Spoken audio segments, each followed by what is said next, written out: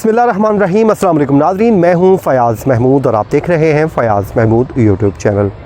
कल वीडियो नहीं कर सके, उसकी वजह ये थी कि मैं सियालकोट में मौजूद हूँ। फ़िरदौस आशिक़ अवान साहिबा से इंटरव्यू करने के लिए हम यहाँ पर आए हुए हैं। इस वक्त भी हम उनकी हलके में ही मौजूद हैं और उनसे मुख्तलिफ़ इश्यूज़ पे बात करें तो आने वाले दिनों पे उस पर भी आपको वीडियो मिल सकेगी।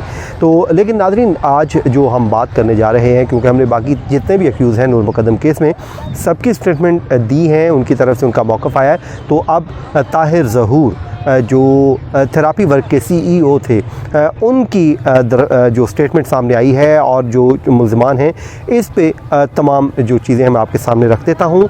और उसकी वजह यह है कि उनका 9 सवालात के 8 सवालात के उनसे जो जवाब मांगे गए हैं बड़े इंपॉर्टेंट हैं, लेकिन जो आखिरी उन्होंने स्टेटमेंट रिकॉर्ड करवाई है या जो जवाब दिया है आखिरी सवाल का, वो पूरा इस मुकदमे से मुतालिक है और इसमें कुछ नई चीज़ें भी हैं, उनके नए दावे भी सामने आए हैं और इंकशाफात भी सामने आए हैं। तो इसलिए हम पहले शॉर्टली जो सवालात हैं उनके जवाबात बता देता हूँ, फिर ब्रीफली हम उस सवाल पे जाएंगे और आपको पूरी उस दिन की जो रुदाद है जो उन्होंने बताई है वो आपके साथ मैं शेयर कर दूँगा। सबसे पहले जी उनसे सवाल ये पूछा गया कि आपने पुलिस को इस वाक़े से मुतालिक इत्तला क्यों नहीं दी, और इस पे उनका जवाब ये था कि ये बात दुरुस्त नहीं है और ना ही किसी गवाह ने इससे मुतालिक कोई गवाही दी है। नंबर 2 सवाल उनसे पूछा गया कि आपने असमत आदम और जो जाकिर जाफ़र हैं की हदायत पर अपनी टीम भेजी ताकि शवाहिद ख़राब किया जाए और उसके अलावा जो शवाहिद ख़राब करके जो ज़ाहिर जाफ़र है उसको बचाया जा सके। तो इस पे उनका जवाब ये था कि ये बात दुरुस्त नहीं है और किसी भी गवाह ने ऐसी कोई गवाही में बात भी नहीं की है।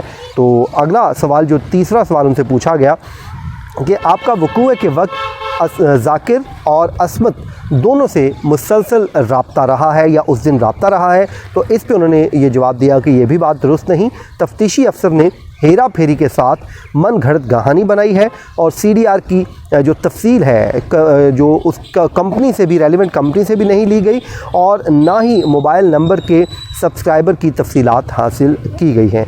उन्होंने कहा कि तफ्तीशी अफसर क्योंकि बददियानत है इसलिए ये नहीं कह सकता कि CDR का जो डाटा है वो भी दुरुस्त है भी या नहीं। और साथ ही साथ उन्होंने ये भी कहा है कि वक़ूअ से पहले जो हमारी मेडिकल टीम वहाँ पर पहुँची उसको इस वक़ूअ से मुतालिक कोई मालूमात नहीं थी। उसके बाद ये अगला सवाल उनसे पूछा गया कि पुलिस ने मुकदमा क्यों आपके ख़िलाफ़ दर्ज किया है और ये इतने जो गवाहान आपके ख़िलाफ़ आए हैं वो फिर क्यों आए हैं। तो इस पे उन्होंने क्या जवाब दिया है वो आपको सुन लीजिए। वो ये कहते हैं कि ये भी बात दुरुस्त नहीं है, किसी भी गवाह ने उनके ख़िलाफ़ कोई इल्ज़ाम आयद नहीं किया, पुलिस ने कोई केस ही नहीं किया, बल्कि तफ्तीशी ने मुद्दई जो मुकदमा है शौकत मुकद्दम उनके साथ मिलकर एक मंसूबा बनाया और उसको पाया तकमील तक पहुंचाने के लिए थेरापी वर्क्स के मुलाजमीन को इस मुकदमे में फंसाया गया है। बाज़ सप्लीमेंट्री बयान घड़ा गया और जो गवाहों ने बयानात दिए हैं वो तफ्तीशी अफसर और मुद्दई के इन्फ्लुएंस की वजह से ये सामने आए हैं, ये उन्होंने बात की। फिर उनसे पूछा गया कि क्या आप अपनी बेगुनाही साबित करने के लिए कोई डिफेंस देना चाहते हैं। तो उन्होंने कहा कि मैं कोई दिफा नहीं लेना चाहता क्योंकि मुझे ज़रूरत नहीं है। फिर उनसे पूछा गया कि क्या आप कोई स्टेटमेंट रिकॉर्ड करवाना चाहते हैं। तो उन्होंने कहा, इस पे भी जवाब दिया कि वो कोई स्टेटमेंट रिकॉर्ड नहीं करवाना चाहते। उनसे जी जो आखिरी सवाल है बड़ा तफसीली सवाल है, ये मैं आपके शेयर कर देता हूँ। उनसे उन्होंने कहा कि उन्होंने एक तो अपना और अपने इस इदारे के मुतालिक बताया है कि वो क्या काम करते हैं और उसकी ज़िम्मेदारियाँ क्या है, वो उन्होंने डिटेल से इसमें बात की है। और कहते हैं कि जून 2021 को ज़ाहिर जाफ़र के वालिदैन ने अपने बेटे के इलाज के लिए हमसे रब्ता किया था। इलाज के लिए अपॉइंटमेंट भी दे दी गई थी, लेकिन ज़ाहिर जाफ़र माहिर नफ्सियात के पास नहीं आया। उसे शिज़ो इफ़ेक्टिव डिसऑर्डर था। उस वक्त जो है फ़ौरी इलाज की ज़रूरत थी। 13 से 20 जुलाई तक वो कहते हैं कि फिर 13 जुलाई से 20 जुलाई यानी कि जिस दिन ये वक़ूआ हुआ है, यानी कि मर्डर हुआ है, वो कहते हैं कि उस दिन जो है वो छुट्टी पर थे, यानी कि 8 दिन छुट्टी पर थे, गिलगित बल्तिस्तान में मौजूद थे और उनकी गैर मौजूदगी में डॉक्टर इरम खान इदारे की इंचार्ज थीं। साथ ही साथ वो ये कहती हैं कि वो जो कहते हैं कि वो इंचार्ज थी। मुझे वो कहते हैं 20 जुलाई को जब वापस आया तो कुछ घंटे मैंने आराम किया तो मुझे डॉक्टर इरम खान का मैसेज मौसूल हुआ कि असमत ज़ाकिर ने कॉल की है कि ज़ाहिर जाफ़र घर पर अकेला है और हंगामा आराई कर रहा है, शोर शराबा कर रहा है, काबू में नहीं आ रहा। साथ ही साथ उन्होंने ये कहा कि उसने के वालिद ने भी मेडिकल इंटरवेंशन के हवाले से कहा कि हम रूटीन की कार्रवाई और उसके बाद जी वो कहते हैं कि फिर हमने एक जो मामूल की हमारी कार्रवाई होती है अपने SOP के मुताबिक हमने अपनी मेडिकल इंटरवेंशन जो टीम है उसको रवाना कर दिया कि इनको भिजवाया जाए।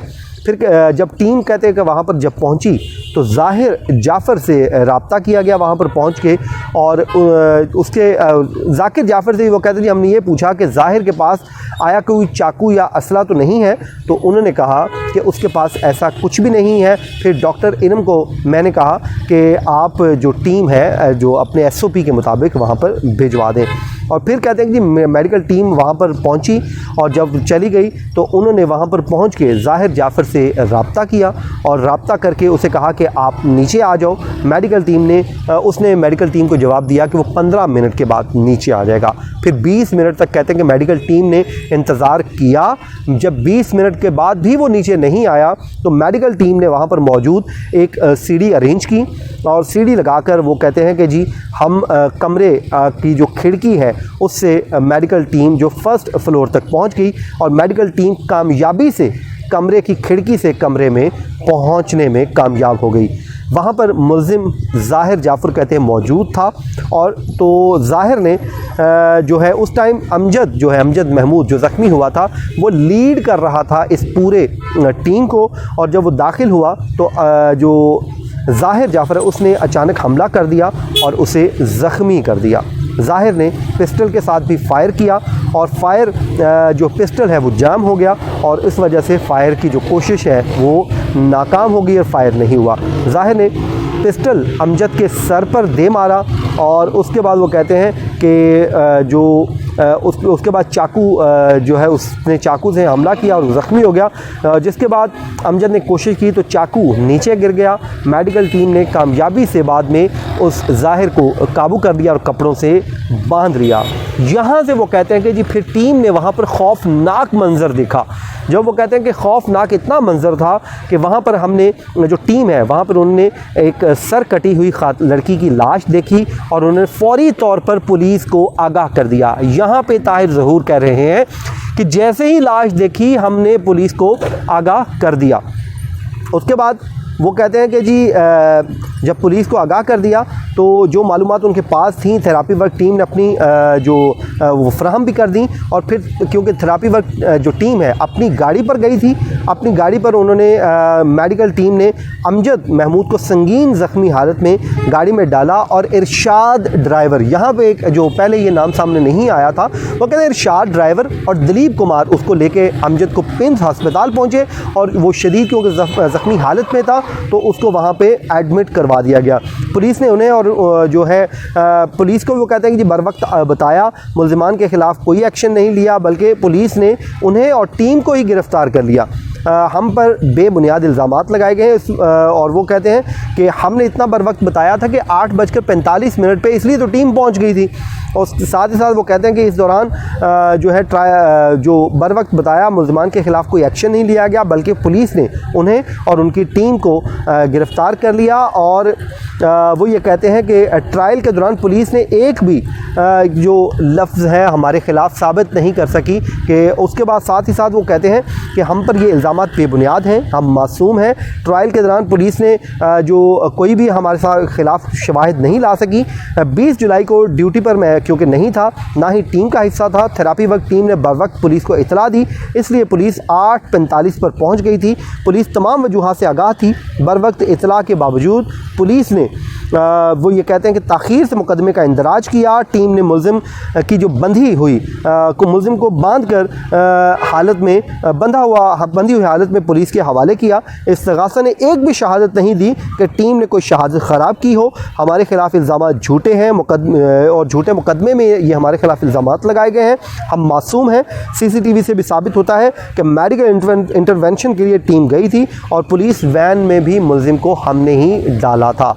ये था था नाज़रीन, उनकी स्टेटमेंट जो एज़ इट इज़ मैंने आपके साथ शेयर कर दी है और उनका मौक़िफ़ भी सामने आ गया है। तो अपनी दुआ में याद रखिए, आप सुन रहे हैं जहाँ से देख रहे हैं अपने शहर का नाम लिखना मत भूलिए। मुझे दीजिए इजाज़त, अल्लाह निगहबान।